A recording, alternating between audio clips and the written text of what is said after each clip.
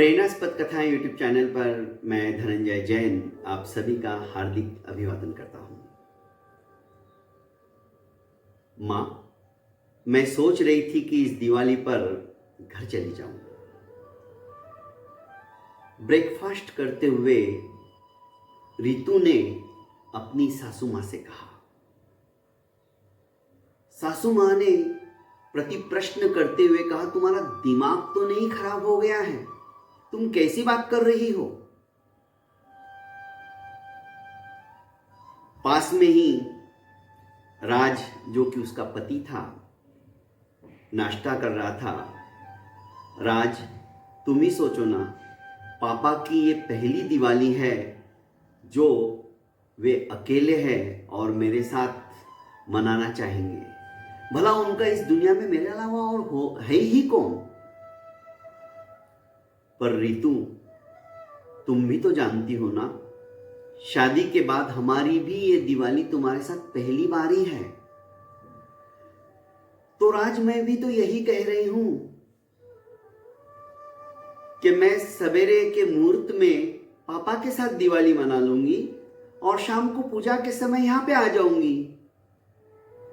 रितु, तुम कैसी बात कर रही हो? हम कलकत्ता में, पापा दिल्ली में, भला कैसे संभव है?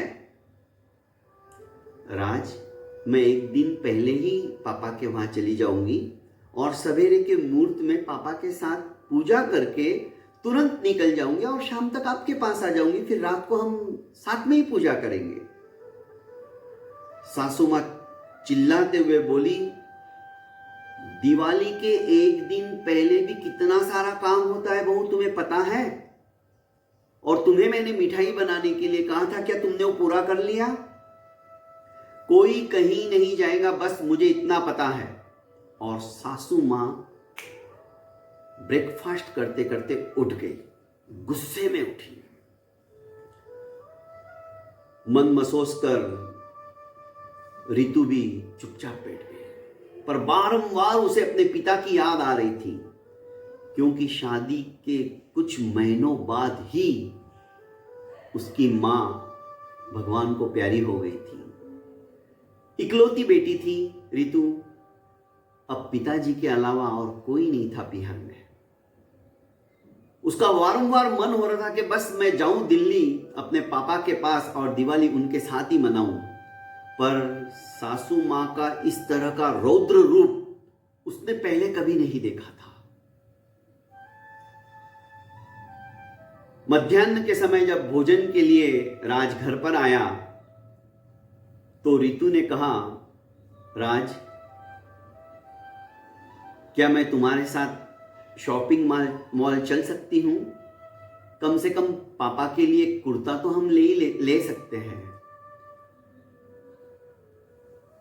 रितु की बात सुनकर सासू मां फिर से भड़क उठी और कहने लगी, रितु, तुम आज कैसी बात कर रही हो?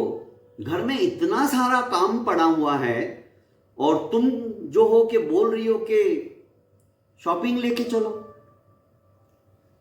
पापा के लिए कुर्ता लाना है। भला ये कैसे संभव है? रंगोली निकालनी है, कंदील लगाने हैं, दिया बाती सब साफ करने हैं, दिए लाने हैं, और तुम्हें कुर्ते की पड़ी है? और तुम्हारे पापा कोई छोटे बच्चे तो है नहीं जो एक कुर्ता नहीं खरीद सकते। नहीं माँ जी, आप गलत समझ रही हो।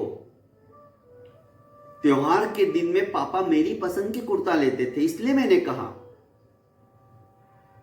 सासू मां फिर से खाना खाते खाते उठ गई। राज ने भी कहा कि आज मुझे देर हो जाएगी, क्योंकि विदेश के कुछ क्लाइंट आने वाले हैं और उनके साथ मेरी मीटिंग बहुत जरूरी है। पर मैं पूजा के समय तक पहुंचने की कोशिश करता हूं। और राज भी अपने ऑफिस के लिए निकल पड़ा। रात के 9 बज गए थे, पूजा का समय हो रहा था। रितु ने अपने पति को फोन लगाया और कहा कि राज कहां हो? अभी तक आए नहीं, 9 बज चुके हैं, मुहूर्त निकला जा रहा है। राज ने कहा कि रितु, मैंने तुम्हें पहले ही कहा था ना, विदेशी लोग आए हुए हैं और उनके साथ मेरा मीटिंग कितना जरूरी है। भला उनको क्या पड़ी है दिवाली की, वो हमारे त्योहारों को कहां समझते हैं, इसलिए मुझे आज देरी हो रही है। रितु छत के ऊपर अपने सेल फोन से अपने पति राज से बात कर रही थी। उसका मुंह दूसरी तरफ था। राज ने कहा, जरा मुड़ के पीछे तो देखो। जैसे ही रितु ने अपना मुंह पीछे किया, राज को देखा। अरे, तुम तो कह रहे थे मेरी मीटिंग है और तुम तो यहां। और राज के पीछे से जब रितु ने अपने पापा को देखा तो आश्चर्यचकित हो गई। कहने लगी, पापा आप यहां? राज की तरफ इशारा करते हुए रितु के पापा बोले, मुझे तो राज लेकर आया है। विश्वास नहीं हो रहा था रितु को कि पापा इस तरह से दिवाली के दिन मेरे सामने खड़े रहेंगे और मेरे ही घर में। राज, तुमने ये सब किया? राज ने कहा, इन सब के पीछे मां का हाथ है, मां की प्लानिंग है। तुम मां से ही पूछो क्या हुआ, कैसे हुआ, क्यों किया। रितु भागते हुए अपनी सासू मां के पास गई। सासू मां रंगोली निकाल रही थी और लिपट गई जाते ही कि मां, तुमने कितना बड़ा सरप्राइज दिया। मां हंसने लगी और रितु से कहने लगी कि बेटा, सरप्राइज तो देना ही था ना, पर मां फिर आपने ब्रेकफास्ट के समय और खाने के समय ऐसा क्यों कहा? अरे, उस समय यदि मैं गुस्सा नहीं करती, मेरा अपना असली रूप नहीं दिखाती, जो कि बनावटी था पर तुझे असली लगा ना। हाँ मां, मैं भी यही सोच रही थी, आपने कभी ऐसा रूप आपका मैंने देखा ही नहीं, और आप त्योहार के दिन इस तरह से बोल रही तो मैं तो सहम गई थी। पर यह आपने क्यों किया ऐसा सब? आप उस समय भी बता सकती थी, मेरे दिमाग में प्लान है।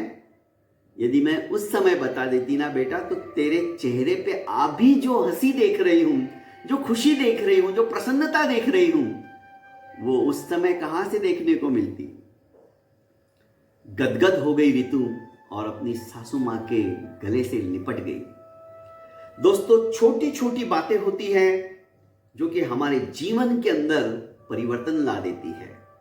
सासू मां ने कहा कि देखो, हमारा एक अपना परिवार है और तुम हमारे साथ जुड़ी तो तुम्हारे पीहर के सब लोग भी तो हमारे साथ जुड़ते हैं ना। हम एक ही परिवार है। भला हमारे परिवार के साथ यदि हम दिवाली नहीं मनाएंगे तो किसके साथ मनाएंगे? इसलिए पापा का होना तो यहाँ बहुत जरूरी था। इसलिए खाना खाते ही मैंने राज से कहा कि कुछ भी कर और उसके पापा को यहाँ पर पूजा के समय लेकर आ। तो राज ने फटाफट टिकट ऑनलाइन बुकिंग करके पापा से बात करके बुला लिया। यह है ना आश्चर्य की बात। कहने का अभिप्राय है दोस्तों, छोटी छोटी बातों से जो खुशियां हम परिवार के सदस्यों को दे सकते हैं, वो शायद कोई नहीं दे सकता है। और इन्हीं खुशियों के अंदर जीवन का सार छुपा हुआ रहता है। जीवन की इस सार को समझकर, अपने कर्तव्य को समझकर यदि हम परिवार के प्रत्येक सदस्य के साथ इस तरह का व्यवहार करेंगे तो मैं समझता हूं हमारा जीवन सचमुच में सफल एवं सार्थक हो जाएगा। बहुत बहुत धन्यवाद दोस्तों। मेरे इस YouTube चैनल को आपने अभी तक लाइक एवं सब्सक्राइब नहीं किया है तो कर लीजिए और ज़्यादा से ज़्यादा इसे फॉरवर्ड कीजिए।